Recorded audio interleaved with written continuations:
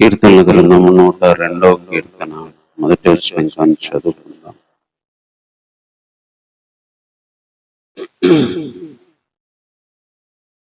ఈ కీర్తన ఎప్పుడు రాస్తాడో పైన ఒక హెడ్డింగ్ చెప్తున్నాడు. దుఃఖము చేత ప్రాణము సొక్కిన నాడు యెహోవా సన్నిధిని పెట్టిన మొర్ర. యెహోవా నా ప్రార్థన ఆలకింపుము, నా మొర నీ యొద్దకు చేరనిమ్ము. నా కష్ట దినములు నాకు విముఖుడవై ఉండకుము. నాకు చెవి యొగ్గుము, నేను మరలిరు నాడు నాకు ఉత్తరమేమో.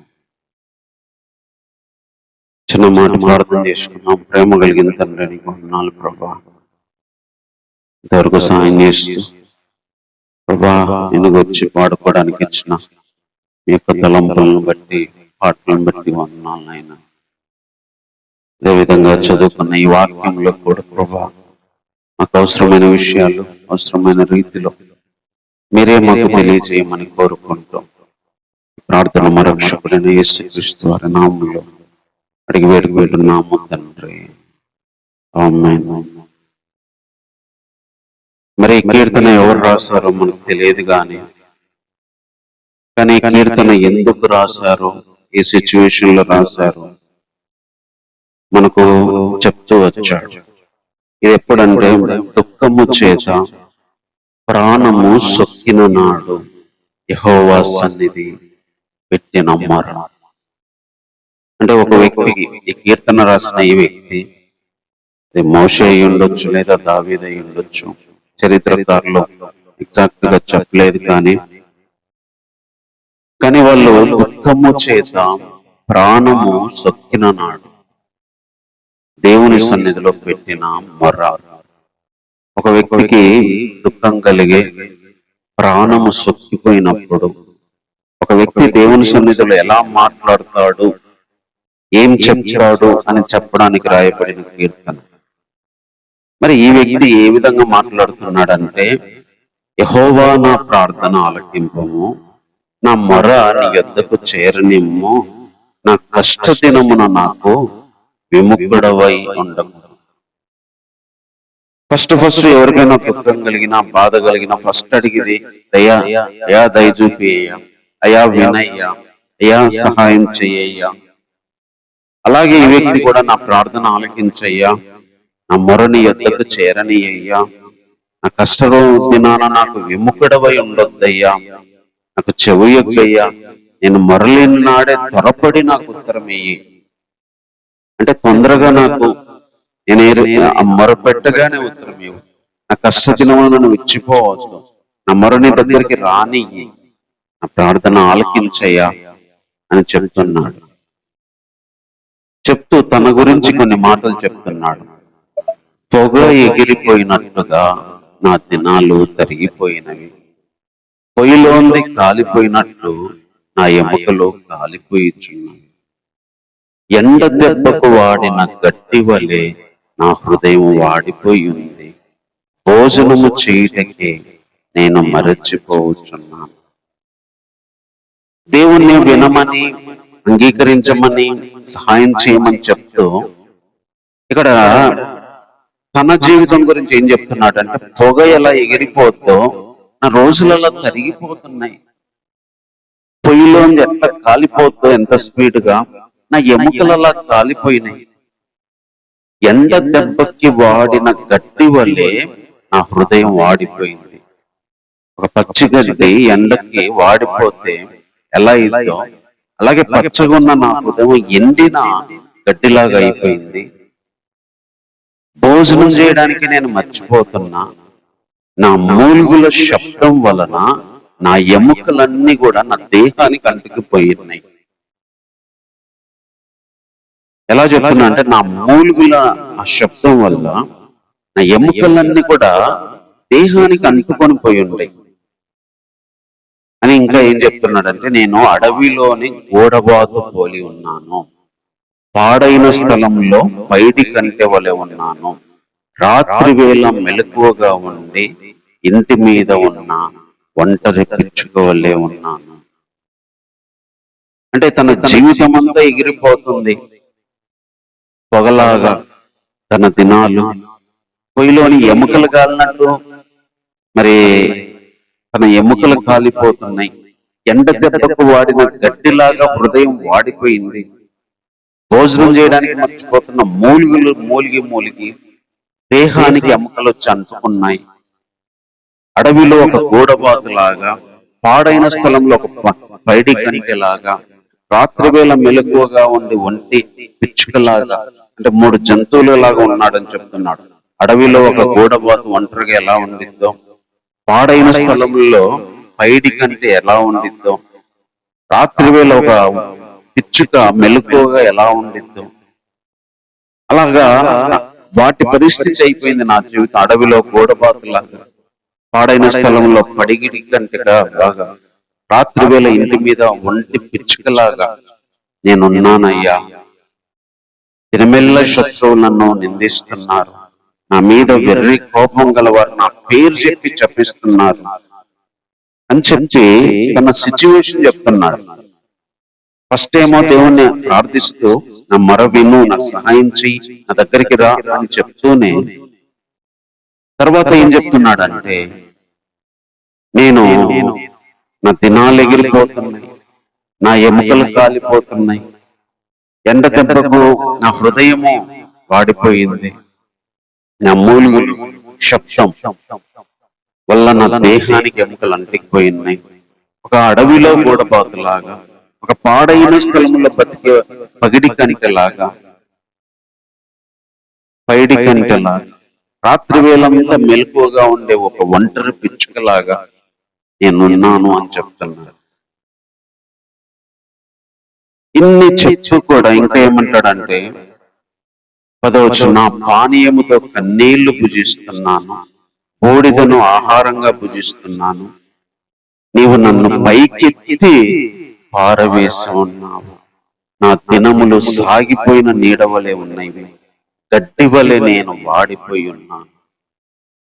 అంటే ఈ వచనాల్లో మొత్తం తన యొక్క సిచ్యువేషన్ చెప్తున్నాడు. బూడిద ఆహారంగా తినాల్సి వస్తుంది, నీళ్లతో నా కన్నీళ్లు కలుపుకొని తాగాల్సి వస్తుంది, నువ్వు నన్ను పైకెత్తి కింద పడేసావు, నా దినములన్నీ కూడా సాగిపోయిన నీడలాగా అట్లా వెళ్ళిపోతా ఉన్నాయి, గడ్డి వలె వాడిపోయి ఉన్నాను అని ఈ వచనాల మొత్తంలో తన జీవితం యొక్క పరిస్థితి చెప్తున్నాడు. తన జీవిత దినాలు ఎంత స్పీడ్ గా పొగలాగా ఎగిరిపోతున్నాయో, ఒక పక్షుల్లాగా, అడవిలో పక్షుల్లాగా, పాడైన స్థలంలో ఉండే పక్షిలాగా, రాత్రి వేళ ఒంటరిగా ఉండే పక్షిలాగా నేను ఒంటరిగా ఎలా బతుకుతున్నాను, నా కన్నీళ్లతో నా నీళ్లు తాగాల్సి వస్తుంది, బూడిద తినాల్సి వస్తుంది, వాడిపోయిన గడ్డిలాగా నా హృదయము నా శరీరం అయిపోయింది. అంటే వాడిపోయిన గడ్డిలో ఇంకేముండదు, సారం మొత్తం బయటకు వచ్చేస్తారు, ఎండిపోయిన గడ్డి. ఇలా నా జీవితం ఉందని చెప్తున్నాను. ఇలాంటి పరిస్థితుల్లో కూడా దేవుణ్ణి ఆరాధించొచ్చు అని చెప్పడానికి మిగతా వచనాలు రాశారు. ఇలాంటి పరిస్థితుల్లో ప్రార్థన చేస్తూ తన జీవితం ఇలా ఉంది అని చెప్తూ కూడా ఒక వ్యక్తి ఆరాధన చేయొచ్చు, దేవుని గురించి గొప్పగా చేయవచ్చు, దేవుణ్ణి వర్ణించవచ్చు. ఇలాంటి సిచ్యువేషన్ లో కూడా ఎండిపోయిన ఒక గడ్డిలాగా, ఒక పిచ్చుకలాగా ఇలా ఉన్న ఒక వ్యక్తి కూడా దేవుణ్ణి ఆరాధన చెయ్యొచ్చు అని చెప్పడానికి రాయబడింది కీర్తన. ఇలాంటి పరిస్థితులు ఆయన అంటున్నాడు 12వ వచనంలో, యెహోవా నీవు నిత్యము సింహాసనాసీనుడవు, నీ నామ స్మరణ తరతరములు ఉండు. నా పరిస్థితి ఎలా ఉండని, నువ్వైతే నిత్యము సింహాసనం మీద ఆసీనుడు, నీ నామ స్మరణ తరతరములు ఉండింది. అందుకనే మనము దేవుణ్ణి ఆరాధించడానికి మనం ఏం పరిస్థితిలో ఉన్నామా, మన జీవితం ఎలా ఎండిపోయిన స్థితిలో ఉందా, మనం ఏ సిచ్యువేషన్ లో మొరపెడుతున్నామా అనే దానికి సంబంధించి ఉండదు.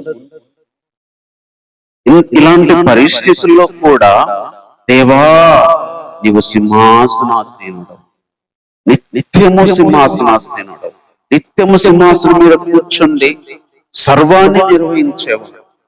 నీకు నీ నామానికి స్మరణ తరతరాలకు ఉంటుంది. అంటే దేవుడు సింహాసనాసీనుడు.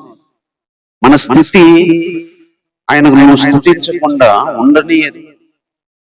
ఆయన నిత్యము సింహాసనాసీనుడు. ఆయన నామానికి చేసే స్మరణ తరతరములుండిద్ది.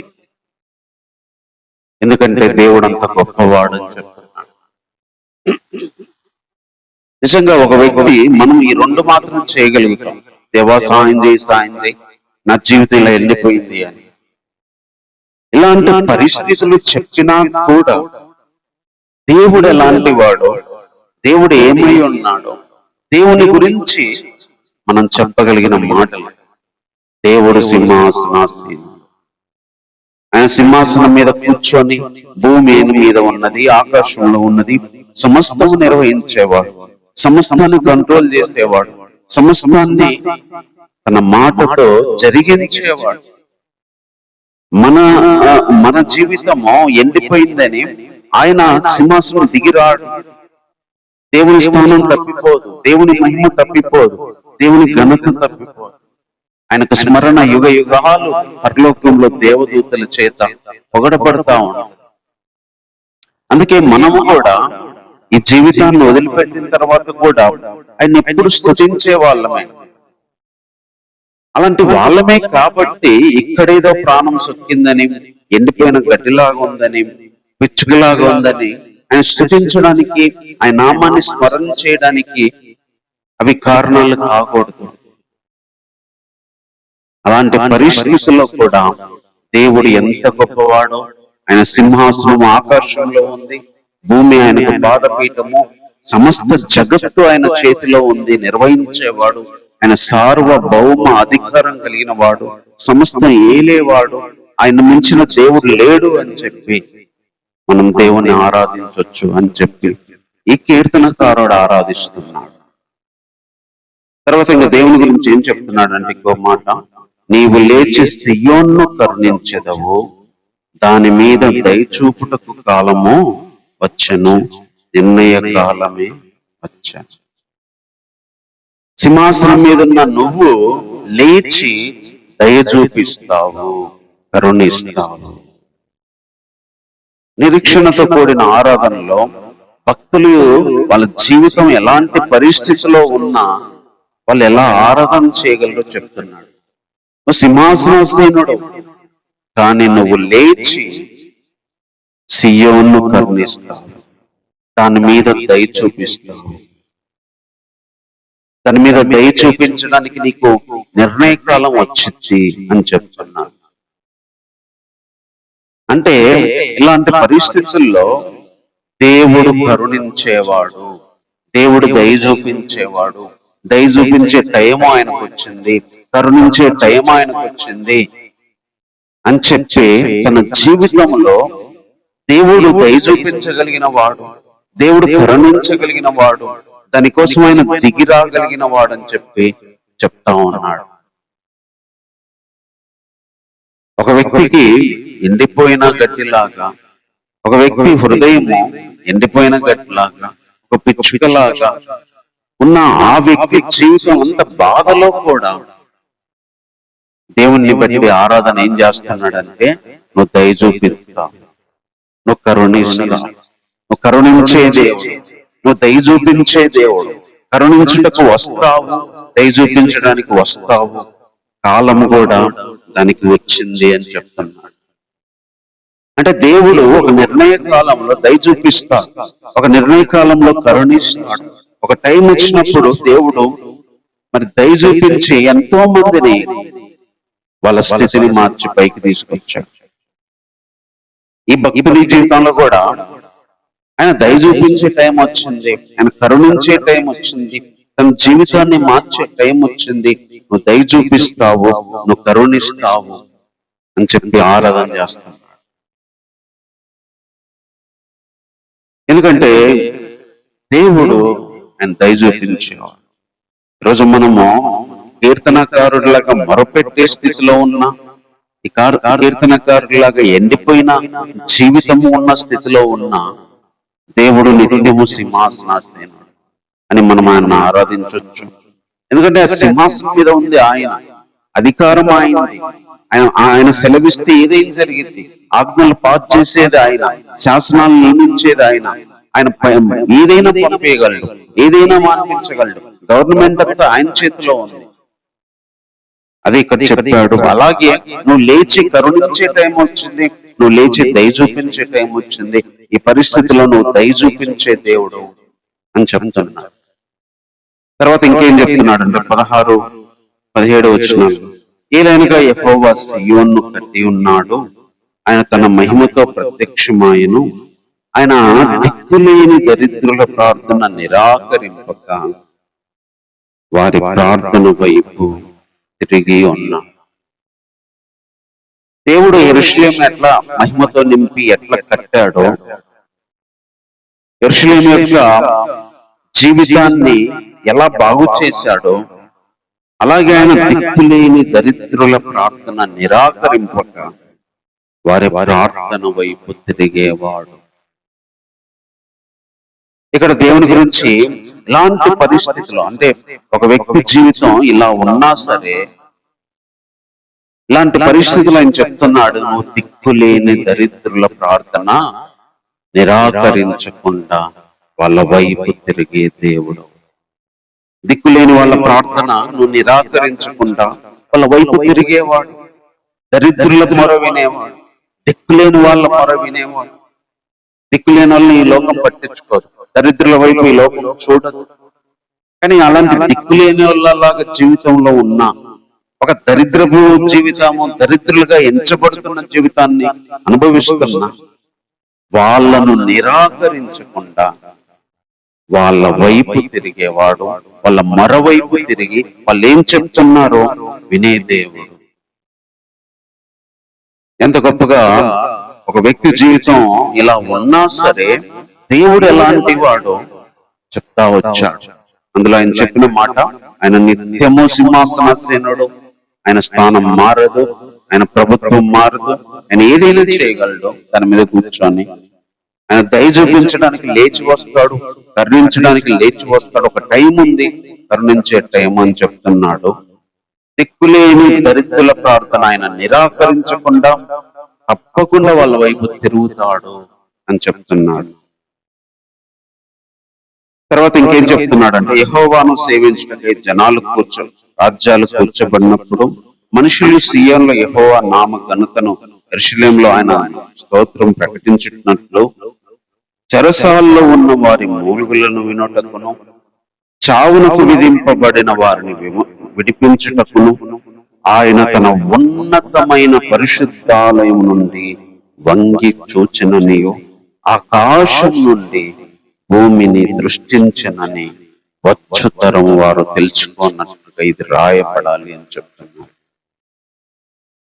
అంటే మనుషులందరూ దేవుని స్తుతించినట్లు, సీయోనులో ఆయన నామాన్ని కనపరచినట్లు, చెరసాల్లో ఉన్న వారి మూలుగులు, చావునకు విధించబడిన వారిని విడిపించడానికి ఆయన ఉన్నతమైన పరిశుద్ధాలయంలో నుండి వంగి చూస్తాడంట. ఆకాశం నుండి భూమిని దృష్టి పెడతాడు. అంటే చెరసాల్లో ఉన్న వారి మూలుగులు, చావుకు విధించబడిన వారిని విడిపించడానికి ఆయన ఆకాశం నుండి చూస్తాడు. పరిశుద్ధమైన ఉన్నతమైన ఆ సింహాసనం నుంచి వంగి చూస్తాడు. అదే భక్తుడు చెప్తాను. ఇంకా మరణమే అనుకున్నప్పుడు ఆయన విడిపించడానికి వచ్చేవాడు. చెరసాల్లో, జైల్లో మూలుగుతుంటే ఆయన వినడానికి వచ్చేవాడు, ఆయన వినేవాడు, విడిపించేవాడు. చెరసాల్లో ఉన్న వారి మూలుగులు వినడానికి, చావు విధించబడింది అని ఫిక్స్ అయిపోయిన వారికి ఆయన ఆకాశం నుండి చూసి, పరిశుద్ధ ఆలయం నుండి వంగి చూసి వాళ్ళ మీద దృష్టి పెడతాడు, వాళ్ళని కరుణిస్తాడు. చెరసాలలో ఉన్న మూలుగులను మాన్పించడానికి, చావు అని ఫిక్స్ అయిపోయిన దాన్ని విడిపించడానికి ఆయన అక్కడి నుంచి చూసేవాడు, అక్కడి నుంచి కూడా వంగి చూసేవాడు, దృష్టి పెట్టేవాడు. నిజంగా ఒక భక్తుడికి ఇలాంటి ఆలోచనలు పరిశుద్ధాత్మ గారు వచ్చినప్పుడు తన జీవితం ఎలా ఉందో చెప్తూ కూడా ఒక ఎండిపోయిన స్థితిలో, వాడిపోయిన స్థితిలో, మరి బద్దలైన స్థితిలో ఉండి కూడా, దేవా కరుణించు, నాకు సహాయం చెయ్యి, ఈ రోజే నాకు మొర విన్నగానే ఉత్తరమేవో అని చెప్పుకుంటూనే, నువ్వు సింహాసనాసి నడవు, నీ నామకు స్మరణ నిత్యం ఉంటుంది. నువ్వు లేచి దయ చూపించి కరుణించే కాలం వచ్చింది. నువ్వు దరిద్రుల ప్రార్థన, మరి దిక్కులేని వారి ప్రార్థన నిరాకరించకుండా వాళ్ళ వైపు తిరిగే దేవుడు. నువ్వు చెరసాల్లో ఉన్న మూలుగులని, చావు అని విధించబడిన వారిని విడిపించడానికి, వాళ్ళ మూలుగులు వెళ్ళడానికి ఆకాశం నుండి నువ్వు దృష్టి పెట్టి వంగి చూసే దేవుడు అని చెప్పి ఇదంతా రాయబడాలని చెప్తున్నాడు. ఎంత గొప్ప మనిషి, ఎంత గొప్ప మాటలు ఇవి దేవుణ్ణి ఆరాధించడానికి. ఒక వ్యక్తి దేవుని ఎంత గొప్పగా ఆరాధించవచ్చు ఈ భక్తుడు చెప్తా ఉన్నాడు. ఇంకేం చెప్తున్నాడంటే, సృజించబడువు జనము యెహోవాను స్తుతించును.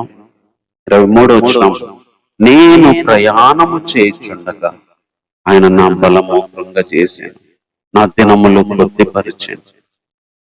అప్పుడు నేను ఇలాగ మనవి చేసింది, నా దేవా, నా దినముల మధ్యలో నన్ను కొనిపోకుము, ఎందుకంటే నీ సంవత్సరాలకి తరతరములు ఉంటాయి.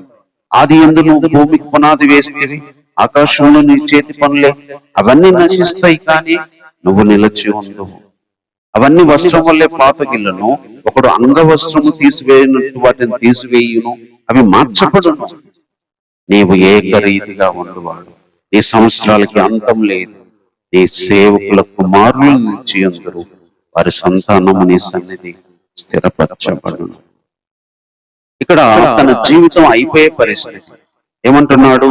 నేను ప్రయాణము చేయుచుండగా ఆయన నా బలము కృంగజేశాను. ఒక ఊరు నుంచి ప్రయాణం కాదు, తన జీవిత ప్రయాణం. ఒక వ్యక్తి జీవిత ప్రయాణంలో అయిపోయింది, నేను కృంగిపోయా, ఆ సంవత్సరాల మధ్యలో నా జీవితం మధ్యలోనే అయిపోతుంది అనే పరిస్థితిలో ఏం చెప్తున్నాడు తెలుసా? దేవా, నీ సంవత్సరాలకు అంతం లేదు, నీ సంవత్సరాలకు మితి లేదు. భూమికి పునాది వేసింది నువ్వే, ఆకాశానికి పునాదులు వేసింది నువ్వే. అవన్నీ పోతాయి, అవన్నీ ఒక వాడు వస్త్రం వచ్చినట్టు మారుస్తారు, కానీ నువ్వు ఏకరీతిగా ఉంటావు. నువ్వు ఏకరీతిగా ఉంటావు కాబట్టి నీ సన్నిధిలో నీ సేవకుల కుమారులు స్థిరపరచబడతారు, నీ సేవకుల సంతానం నిలిచి ఉంటదని చెప్తున్నాడు కింద లాస్ట్. అంటే నువ్వు ఎప్పుడు ఉండే దేవుడు, నువ్వు ఎల్లప్పుడు ఉండే దేవుడు, మధ్యలో పోయేవాడు కాదు. దయచేసి నా ప్రాణము నా ప్రయాణం వల్ల కృంగిపోయింది, నా దినముల మధ్యలో నన్ను కొనిపోవద్దు. నా దినములు కొద్దివైనాయి, అదే నీ సంవత్సరాలు అయితే మితి లేవు, నీ సంవత్సరాలకు అంతం లేదు. ఆకాశం భూమి పైన నీ సంవత్సరాలు అట్లే ఉంటాయి, ఏకరీతిగా ఉంటావు. అలాగే నా సంతానాన్ని, నీ సేవకుల కుమారులు నిలవాలి, నిలిచి ఉండాలి అని కోరుతూ ఈ కీర్తన ముగించు. అంటే ఈ జీవితంలో ఏమి జరిగినా, ఎలా ఉన్నా, నువ్వెలా ఉన్నావు నిత్యం అలా ఉండాలి అని ఒక నిరీక్షణతో కూడిన ఆరాధన చేస్తున్నాడు. అలాగే మన జీవితాల్లో కూడా మధ్యలోనే అయిపోద్ది అనుకుంటాం, మధ్యలోనే మన జీవితం ఈ ఆయాసం వల్ల కృంగిపోయింది అనుకుంటాం. కానీ దేవుడు లేచి సజీవుడై యుగయుగాలు బ్రతికినాడు. మరణం వచ్చి చంపిన, ఈ లోకాన్ని వదిలిపెట్టిన, ఒకరోజు మనం కూడా దేవునిలాగా నిత్యము బ్రతుకుతామన్న ఒక శుభ నిరీక్షణ మనకుంది. అది మనం దేవుణ్ణి ఆరాధించడానికి, అది ఎలాంటి పరిస్థితిలో ఉన్నా ఆరాధించడానికి మనకు ధైర్యం ఇచ్చేది. దేవుడు నిత్య జీవం కలిగిన వాడు, మనం నిత్య జీవం పొందుతాం. దేవుడు యుగ యుగాలు ఉంటాడు, ఒకరోజు మనం యుగ యుగాలు ఉంటాం. దేవునికి చావు లేదు, మనకు చావు లేదు. ఆకాశం భూమి పోయి మనం పోము. అట్లాగే మన జీవితం దేవుడు ఎలాగా యుగ యుగాలు ఉండబోతున్నాడో అలాగా మనము నిలుస్తాము, ఆయన సన్నిధిలో మనం స్థిరపరచబడతాము. అలా అని ఈ కీర్తనను ముగిస్తూ వచ్చాడు. అలా ఉంటాం మనం. ఇంత గొప్ప నిరీక్షణ ఉంది. ఆ నిత్య జీవం ఇవ్వడానికి దేవుడు తన కుమారుని పంపించాడు. ఆయనలాగా యుగ యుగాలు మరణం లేకుండా బ్రతకడానికి, మధ్యలో చనిపోకుండా బ్రతకడానికి ఒక గొప్ప నిరీక్షణ ఉంది. ఎంత అద్భుతంగా ఈ కీర్తన ముగించాడు. దేవా, నా ప్రార్థన విను, నా కష్ట దినాన నాకు విముఖుడై ఉండొద్దు అని ప్రార్థన చేస్తూ, నా దినాలు పొగలాగా ఎగిరిపోతున్నాయి, ఎముకల్లాగా నాకు పొయ్యిలోంది కాలినట్టు కాలుతున్నాయి, ఎండ దెబ్బకు నా హృదయం గట్టిలాగా వాడింది, ఎన్ని చెప్పుకుంటూనే చివరికి ఎంత బాగా ఏం చేశాడంటే, నువ్వు సింహాసనాసీనుడు, నువ్వు కరుణిస్తావు, నువ్వు దరిద్రుల దిక్కులేని ప్రార్థన విని వాళ్ళ వైపు తిరుగుతావు, చెరసాల్లో ఉన్న మూలుగులను విని చావునకు విధించబడిన వాడిని విడిపిస్తావు, మత్తులో నన్ను కొనిపోవు, నువ్వు యుగయుగాలు ఉన్నట్టు నేను యుగయుగాలు ఉంటానని చెప్పి అద్భుతమైన ఆరాధన తన ప్రాణం సొక్కిన నాడు కూడా దేవునికి చేయగలిగినాడు. నిజంగా ఈరోజు మనం ఇలాంటి ఆరాధన, ఇలాంటి పరిస్థితిలో ఉన్నప్పుడు కూడా చేస్తే అది దేవునికి నిజమైన సంతోషం ఇచ్చే ఆరాధన. కాబట్టి మాటలను బట్టి ప్రార్థన చేసుకున్నాం. దేవుడిచ్చిన ఈ మాటలను బట్టి 10 నిమిషాలు ఆయన ఆరాధన చేద్దాం. ఏ విధంగా ఈ భక్తుడు మరి దేవుని స్తుతించాడు, ఏ విధంగా ఈ భక్తుడు తన జీవితంలో ప్రార్థనతో మొదలుపెట్టి తన జీవితం ఏంటో ఎలా ఉందో చెప్తూ చివరికి దేవుడు ఎలా ఉన్నాడో, ఏం చేయబోతున్నాడు, చివరికి దేవునిలాగా మనం ఎలా ఉండబోతున్నామో అద్భుతమైన ముగింపునిచ్చాడు. ఈరోజు మన జీవితాల్లో ఆ పరిస్థితి కాదు దేవుణ్ణి ఆరాధించడానికి అడ్డొచ్చేది. దుఃఖంతో చుక్కిన దినాలన్నీ ఎగిరిపోతున్నా, సంవత్సరాలు ఎగిరిపోతున్నా, పొయ్యిలోంది కాలిపోయినట్టు ఎముకలన్నీ కాలిపోతున్నా, ఒంటరిలాగా ఉన్న, పిచ్చుకలాగా ఉన్న, పాడైన స్థలంలో ఉన్న, పైడి కంటిలాగా ఉన్న, అడవిలో గూడబాతులాగా ఉన్నా, కన్నీళ్ళే నీళ్లతో కలిపి తాగుతున్నా, బూడిదే ఆహారంగా తింటున్నా, ఆయన ఎత్తి కింద పడేసినట్టు, తీసి కింద పడేసి కొట్టినట్టు జీవితం కొట్టబడుతున్నా, ఆయన సింహాసనాసీనుడు, ఆయన సింహాసనం మీద కూర్చున్నాడు. అది మారదు. ఏదైనా చేయగలడు, రాజులను మార్చగలడు, పరిస్థితులను మార్చగలడు, చీకటినైనా తిప్పేయగలడు, వెలుగునైనా తిప్పేయగలడు, సూర్యుని మాన్పించగలడు, చంద్రుని మాన్పించగలడు. సర్వభౌమ అధికారమైంది, అది మార్చలేంది. ఈరోజు మనం కూడా ఆయన చెప్పగలగాలి, నా జీవితం ఎలా ఉన్నా నువ్వు సింహాసనాసీనుడు ప్రభువా, నీ నామానికి స్మరణ నిత్యము తరతరములు ఉండాలి. ఈరోజు నేను కూడా నీ నామాన్ని స్మరిస్తాను. నువ్వు లేచి కరుణిస్తావు, నువ్వు లేచి దయ చూపిస్తావు, తగిన నిర్ణయ కాలం దానికి ఉంది అని ఆ రోజు యెరూషలేముకు చెప్పినట్టుగా, కీర్తనకారుడికి చెప్పినట్టుగా నా జీవితాన్ని కరుణించే రోజులు ఉన్నాయి, దయ చూపించే రోజులు ఉన్నాయి, మహిమతో నింపే రోజులు ఉన్నాయి, కట్టబడే రోజులు ఉన్నాయి. అందరం బట్టి నీకు స్తుతిస్తున్నాను దేవా. ఇప్పుడుది కాదు, నువ్వు చూపించబోయేదానికి నేను స్తుతిస్తున్నాను. నువ్వు ఒక దరిద్రుల ప్రార్థన, ఒక దిక్కులేని వాళ్ళ ప్రార్థన నువ్వు నిరాకరించకుండా వినే దేవుడు. ఈరోజు నేను దరిద్రునిగా ఉంది, దిక్కులేని వాడుగా ఉన్నాడు, నా జీవితంలో నా ప్రార్థనను వింటావు. చెరసాల్లో ఉన్న మూలుగులు వినడానికి, చావే అని విధించబడిన వారికి నన్ను విడిపించడానికి, పరిశుద్ధాలయం నుండి వంగి మరీ చూసి, ఆకాశం నుంచి మరీ దృష్టి పెట్టి మనం బయటికి తీసుకొస్తా. చెరసాల్లో మూలుగులు మాన్పించేవాడు, చావు అని ఫిక్స్ అయిన వాళ్ళకి చావును తప్పించేవాడు. అలాగే నేను నీలాగా యుగయుగాలు జీవిస్తా. ఈ సంవత్సరాలకు మితి లేదు. నా జీవితం మొత్తంలో నేను అయిపోను. నా ప్రయాణం వల్ల కృంగిపోయి ఉండొచ్చు, కానీ అంతవరకు నేను నిలిచి ఉంటా. రాకడలో ఎత్తపడతా, మరణించిన లేచి యుగయుగాలు నీతో ఉంటా. ఈ సన్నిధిలో నిత్యము నీలాగే జీవిస్తా. ఈ భూమి, ఆకాశం, మనుషులు, ఈ లోకమంతా మారిన ఎల్లవేళలా నీతో ఉండే ఒక నిరీక్షణ మరి నాకు ఇచ్చినావు. అంత గొప్ప నిరీక్షణను బట్టి నేను స్థుతిస్తాను. ఆ నిరీక్షణ తలంచుకుంటే ఈ జీవితంలో ఉన్న పరిస్థితులు, నేను ఎండిపోయినా ఉన్నట్టుగా ఉన్న ఇవన్నీ లెక్కలోనికి రావు.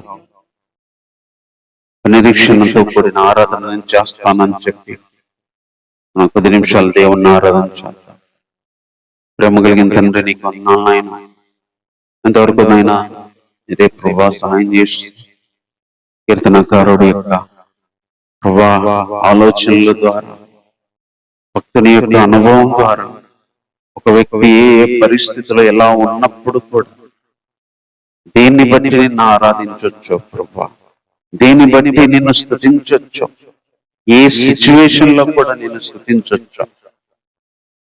మరి మీరు మా దృష్టికి నాయన తీసుకొస్తున్నందుకు ఏమన్నా, రోజు మా పరిస్థితి అలాగే ఎండిపోయిన గడ్డిలాగా సారమంతా పోయి ప్రభా గాలికి ఎగిరే పొట్టులాగా దినాలన్నీ పోతున్న రోజుల్లో ఉన్నా నువ్వు సింహాసనాసీనుడు దేవా, నీ స్థానాన్ని ఎవ్వరు తీసివేయలేరు.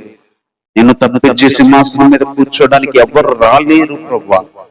ఇప్పుడు యుగ యుగాలు ఎల్లప్పుడూ నీదే అధికారము, నీదే శక్తి, నీదే బలము ప్రభా. దాన్ని నిర్వహించేది నువ్వే ప్రభా. భూమిలో, సముద్రంలో, ఆకాశంలో సమస్తము నీ హస్తాల్లో ఉంది. అధికారం నీదే ప్రభా.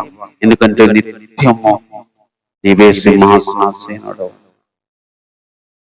అలాంటి దేవుడు ఒకరోజు దయ చూపించడానికి, కరుణించడానికి ప్రభా లేచే దేవుడు, ఒక టైం పెట్టుకొని మరి టైంలో తిరిగి చేర్చుకునే దేవుడు.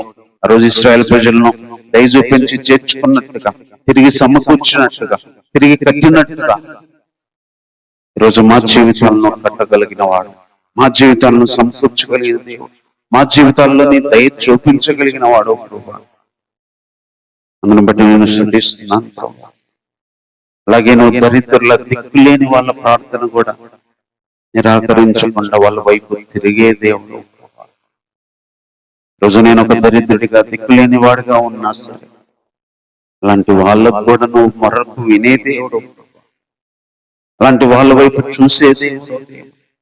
దరిద్రులను ఎవరు పట్టించుకోరు, దిక్కులేని వాళ్ళని ఎవరు చూడరు. అలాంటి వాళ్ళ వైపు మీరు చూసే దేవుడు. ఎంత గొప్ప తండ్రిగా, దేవుడిగా ఉన్నావు నాయన. అందుకే తల్లి మర్చినా నేను మరవనున్నాను. అలాగే ప్రభువా నాయన, చెరలో మూలుగుతున్న వారి మూలుగులు వినడానికి, చావు అని విధించబడిన వారిని విడిపించడానికి పరిశుద్ధాలయంలో నుండి వంగి చూసి ఆకాశంలో నుంచి నీ దృష్టి పెట్టే దేవుడు ప్రభువా. మా మూలుగులు వినే దేవుడు.